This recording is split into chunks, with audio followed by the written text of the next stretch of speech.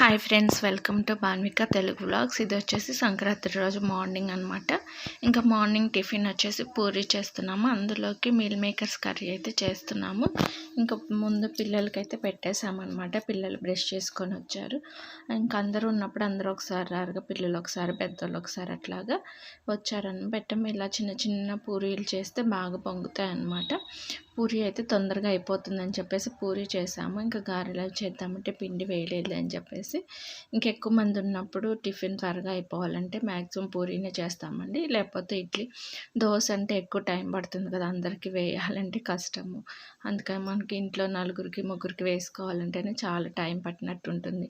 అట్లాంటిది ఇంకా అందరూ ఎక్కువ మంది ఉన్నప్పుడు అంటే దోశ అంటే చాలా కష్టం. మ్యాక్సిమం ఇడ్లీ, పూరి, గారె వీటితోనే సరిపెట్టేస్తాం. లేకపోతే పులిహోర అనమాట. ఇంకా పిల్లలు ఇంకా ఇక్కడ కబర్డ్స్ చెప్పుకుంటూ తింటున్నారనమాట.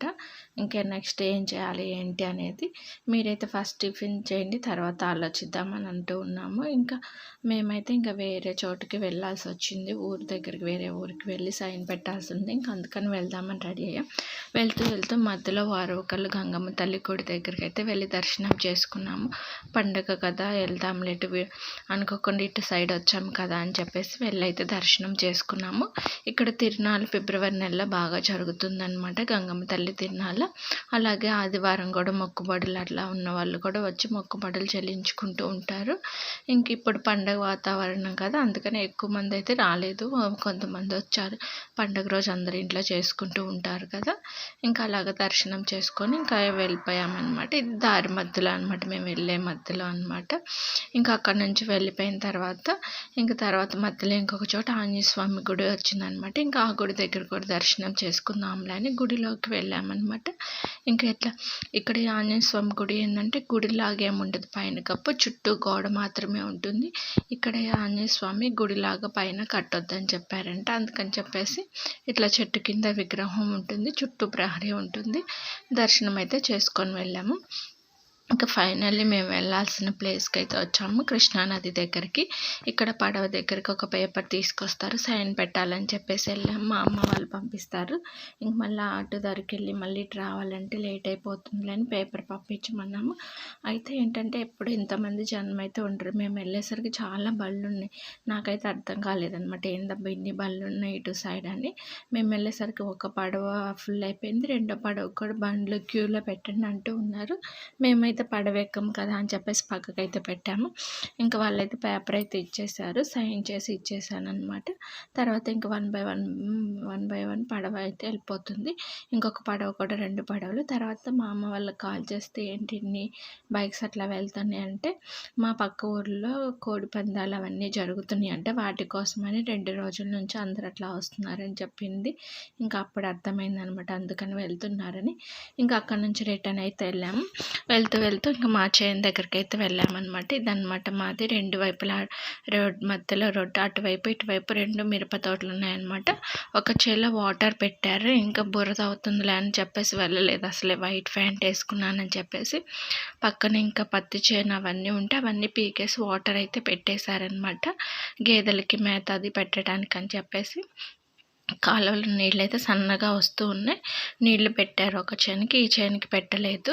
ఇంక పెట్టని చేను ఉంది కదా, అక్కడికి వెళ్ళి ఇక్కడ కాలువలో నీళ్ళు అయితే చూడగానే చాలా ఫ్రెష్గా ఉన్నాయి అనమాట. సరే కొంచెం మొహం కడుక్కుందాంలే అని నేనైతే దిగాను అనమాట. వాటర్ తాగితే కూడా చాలా బాగున్నాయి అనమాట, ఫ్రెష్ వాటరు. ఇంకా పక్కన ఖాళీగా ఉంది కదా, అది పత్తి వేసారనమాట, అది పీకేశారు. ఇంకా పత్తి అయిపోగానే ఇంక ఇక్కడ కాలువలు కడుగు మళ్ళీ చేలోకి వెళ్ళామన్నమాట, వాటర్ తాగేసి. ఇంక ఈ చేలో అయితే బురద ఏం లేదనమాట, జస్ట్ ఊరిక చూద్దాము, ఎప్పుడు వద్దామనుకుంటున్నా కానీ ఇంటి దగ్గర పిల్లలు అట్లా ఉంటారులే, కుదరట్లేదు. ఇప్పుడు ఎటు వెళ్ళే దారిలోనే కదా, ఒకసారి వెళ్ళి చూద్దామని చెప్పేసి వెళ్ళాము. కాయలు అయితే పండాయి, కోయటానికి ఇప్పుడు పండగ కదా, అందరూ ఇంటి దగ్గర సెలబ్రేషన్స్ పిండి వంటలు అవి చేసుకుంటూ ఉంటారు, రారు కదా. ముఠా వాళ్ళు వచ్చిన తర్వాత కోయించొచ్చని కోయించలేదు. కాయలు అయితే పండాయి అనమాట. ఒక 4 days అయితే మిగతావి కూడా పండుతాయి అని చెప్పేసి ఉంచారనమాట. ఇంకా నేను కొన్ని కాయలు అయితే కోసాను చూద్దామని. ఇవి వచ్చేసి తల్లి ఎత్తనమాట అండి, అందుకే మంటలేవు కొరికి చూసినా కూడా. కాయలు చూడండి ఇట్లాగున్నాయి.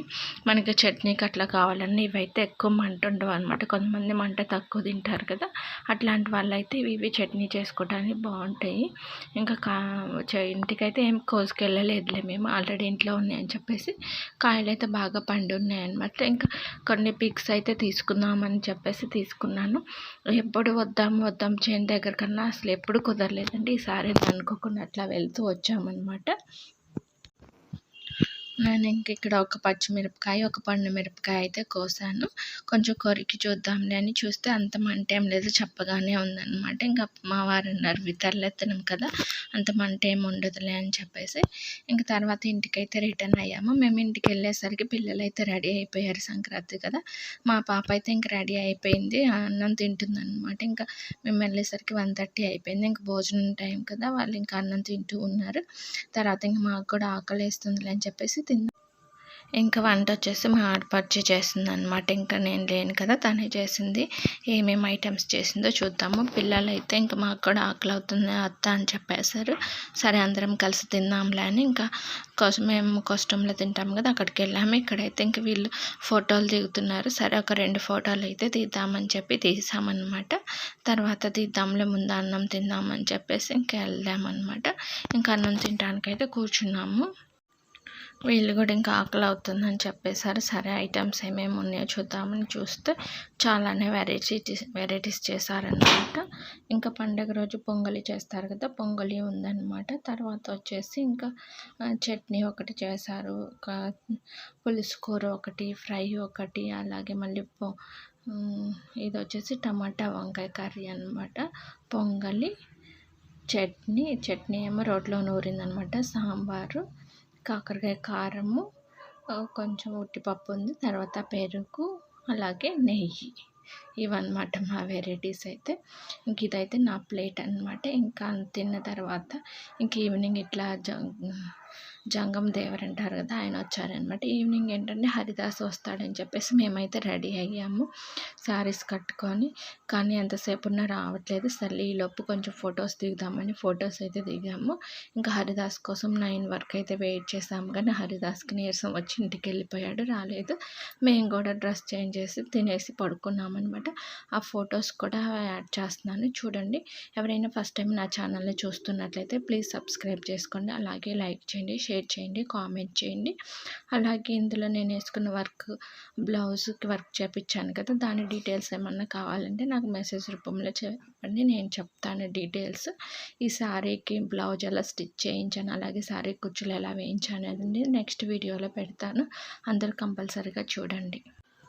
అలాగే మీరు సంక్రాంతి పండుగ ఎలా జరుపుకున్నారా అనేది కూడా నాకు కామెంట్ రూపంలో చెప్పండి. మేమైతే ఇలాగా పిక్స్ దిగే వాటిని చూసుకుంటూ సంతోషపడ్డాము, ఎందుకంటే హరిదాస్ రాలేదు కదా. పాపం పిల్లలందరూ డిసప్పాయింట్ అయ్యారు, హరిదాస్ వస్తాడని. ఏంటో రాలేదు మరి ఈసారి. Thanks for watching.